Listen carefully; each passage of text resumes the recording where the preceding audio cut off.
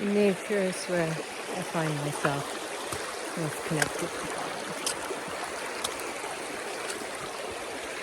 Away from humanity and mankind, all the frequencies and the vibrations of what is in the world, even though there is no world.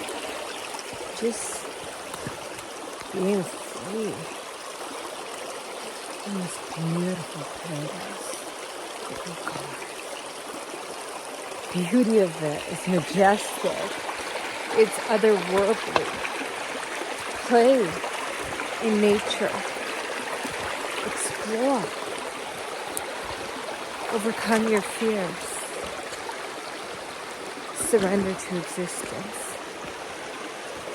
And just be.